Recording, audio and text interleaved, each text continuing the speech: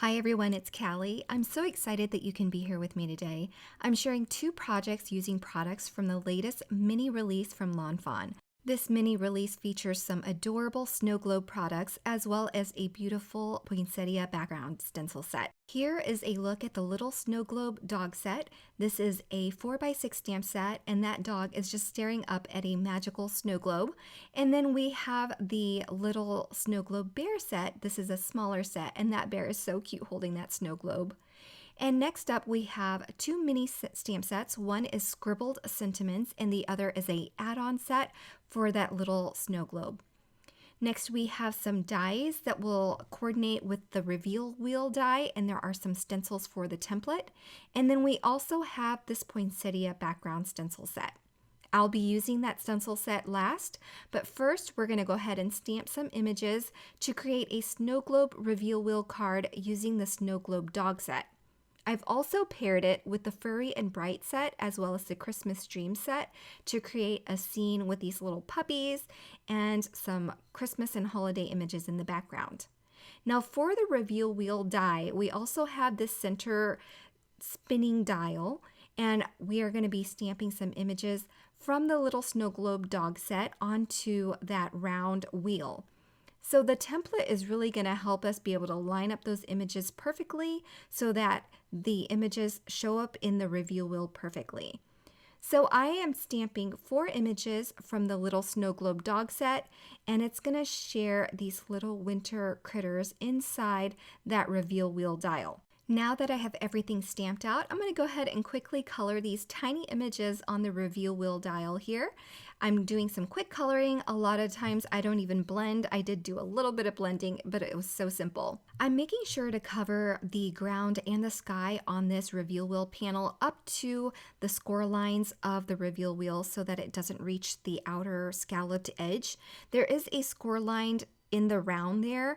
You can't see it too well, but when you're coloring, you want to make sure that you fill the entire area with a particular color so that when you're turning that little dial, that color is continuous. I hope that makes sense. It'll definitely make more sense when you see the reveal wheel put together later. So now I'm going to color my main images. I colored those puppies in light browns, and I also gave the sleeping one some spots to make him a little bit more fun. And now I'm coloring the Christmas tree. I'm coloring this tree in solid green first, and then I'm just going to use a darker green to flick to give it some additional interest as well as some texture. And then for some pops of color, I used some reds, yellows, greens, and blues for the garland on the tree. And then I'm finishing up here with the red rug and some gray for this white table that I'm trying to color here, and some gold for the handles.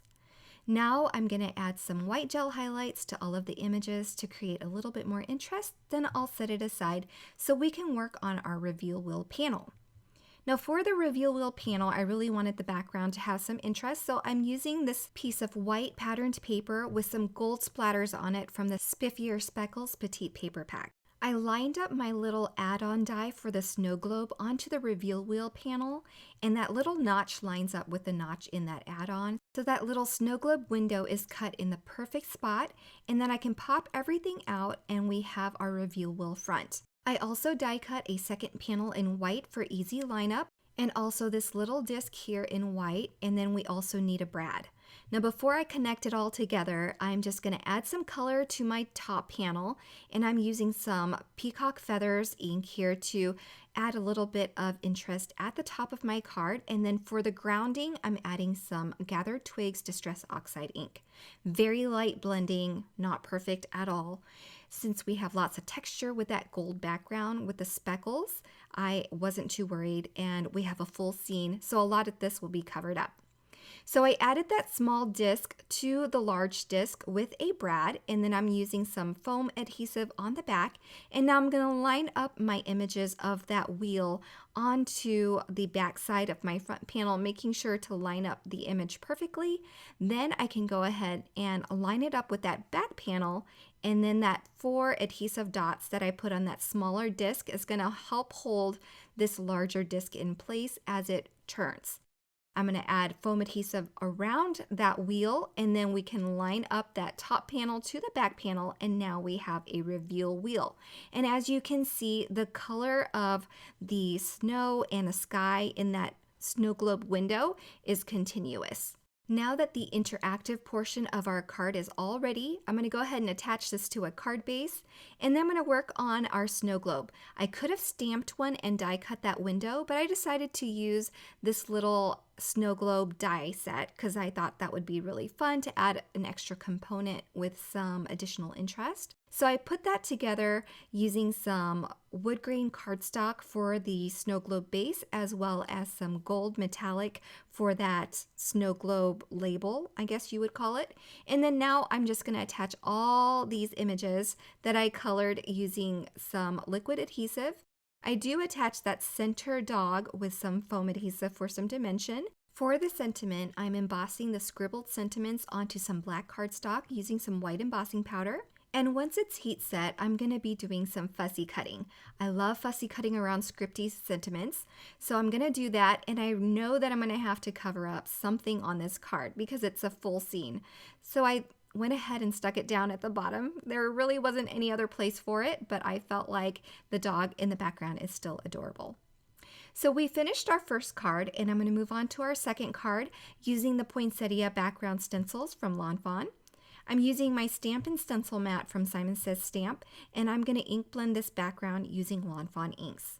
This first color is Guava. It's a peachy pink color, and then I'm going to go towards the center with some cranberry ink for some dark intensity to add some shading and add a gradient of color going from dark to light. Moving on to the second layer, I am also using the cranberry ink on this layer. I put it away too soon, but I am using the same color here, just with a heavier hand to add some veins to those poinsettia and also for berry stems. This third layer is all of the foliage and berry stems. So I'm using two different colors of green. I'm using jalapeno here for the holly leaves as well as the berry stems, and then I'm using pine ink for the pine leaves. So just a little bit more interest with the two colors. Then I'm also using some sunflower ink for the poinsettia centers. Now I'm not going to mat this card, I'm just going to leave it full A2 size, and I'm going to attach it to a card base. For some additional texture and shine, I'm adding some yellow pearls here from Pretty Pink Posh to the center of the poinsettia.